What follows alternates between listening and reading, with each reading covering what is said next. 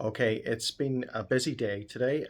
My wife and I are here in England. We came across this morning to Hexham, to Hadrian's Wall, and specifically to Mithraig Temple. And we were videoing for footage for our upcoming documentary. The documentary is on spiritual warfare in end times, how it's increasing, how it's moving at an escalated or an accelerated rate.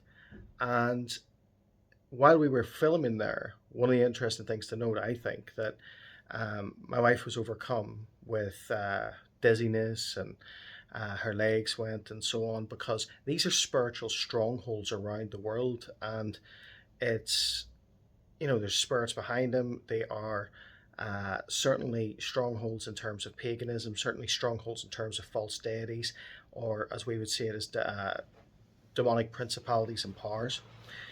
And so when we got back, we decided to continue on a spiritual warfare when we got back to the hotel, and we went out. We went out on a kind of impromptu street outreach, homeless outreach. Got to pray with people in Newcastle city centre, and so I'm going to ask you to keep in prayer a guy called Tony, who we helped get into accommodation for this evening, and another guy called Kieran, a young fella, 24, and we helped him in terms of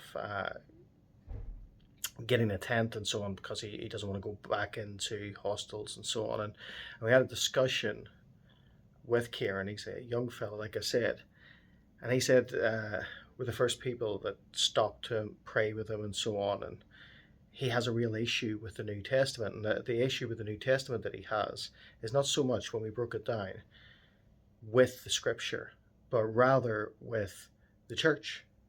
That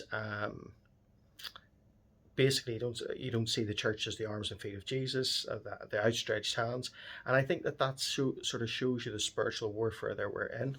And of course, there are loads of good churches around here. That's not what I'm saying, and or anything like that. I just think that there's an increase of spiritual warfare that is causing a lot of individuals and a lot of young people to become devoid of hope and to start painting with a broad brush that which they see as Christianity, but really isn't. It isn't the expression of Christianity. So I just wanted to jump on here and say this.